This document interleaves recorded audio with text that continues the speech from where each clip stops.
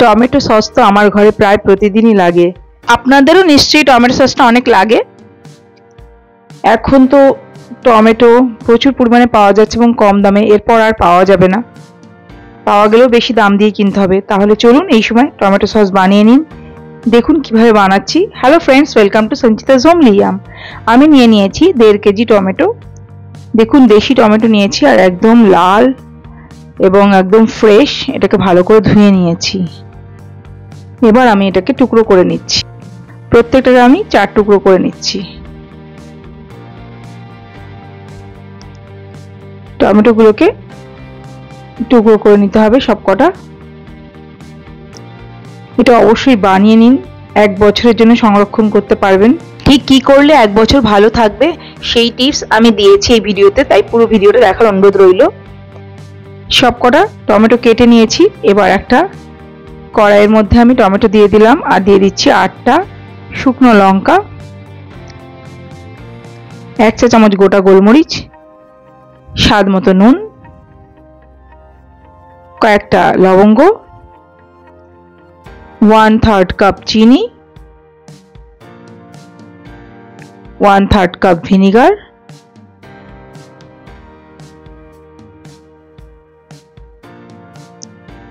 দিয়ে দিচ্ছি ছোট পেঁয়াজের অর্ধেক, 4 কোয়া রসুন, অল্প একটু আদা। এবার আমি ঢেকে প্রথমে লো ফ্লেমে 5 মিনিট, তারপর লো টু মিডিয়াম ফ্লেমে সিদ্ধ হওয়া পর্যন্ত কুক করব। দেখুন কত জল উঠেছে, এই জলটা শুকিয়ে যেতে হবে আর পুরোপুরি নরম হয়ে যাবে টমেটোটা।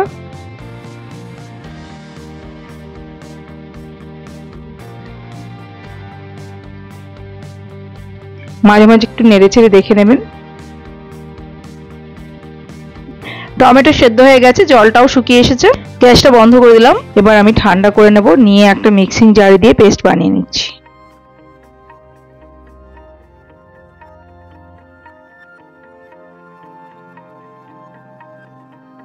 আমি 2 বারে বানাবো, কেননা একবারে পুরোটা ধরবে না মিক্সিং জারে। পেস্ট বানিয়ে নিয়েছি অর্ধেকটা। এবার এটাকে আমি ছেঁকে নেব। একটা ছাঁকনির মধ্যে ঢেলে দিলাম পেস্টটা, তারপর ছেঁকে নেব।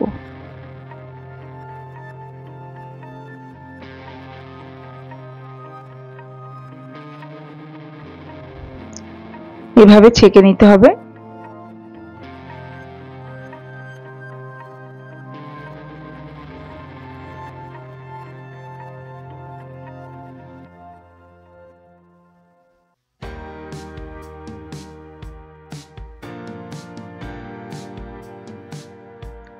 ছেঁকে নিয়েছি।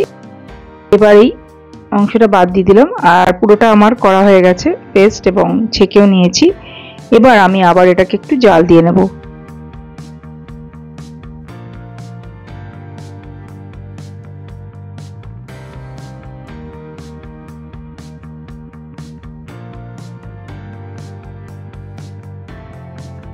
অনবরত নাড়তে নাড়তে আমি লো টু মিডিয়াম ফ্লেমে জাল দিয়ে নিচ্ছি।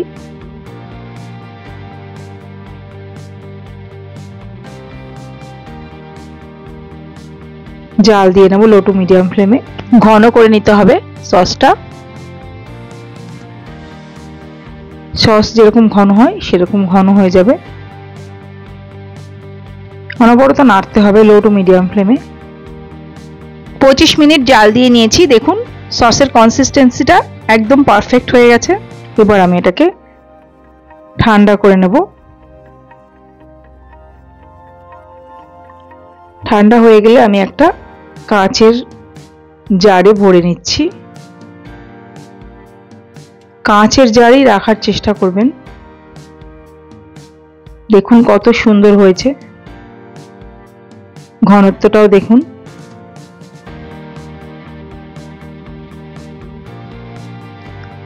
পুরোটা আমি এই জারের মধ্যে ঢেলে নিচ্ছি।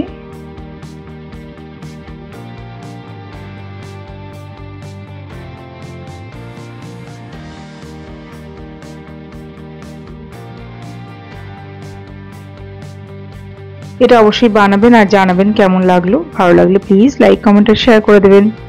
আর নতুন বন্ধুরা আমার চ্যানেলটি সাবস্ক্রাইব করে পাশে থাকা বেল আইকনটা প্রেস করে অল করে দেবেন। আরও একটু প্রসেস বাকি আছে। পুরোটা বোতলে ঢেলে নিলাম।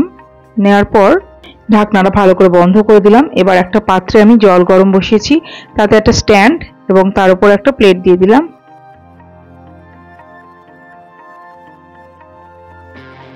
জলটা খুব ভালোভাবে গরম হলে তাতে আমি বসিয়ে দিলাম বোতলটা এবং লো টু মিডিয়াম ফ্লেমে এই ফুটন্ত জলের উপর 40 মিনিট রেখেছিলাম।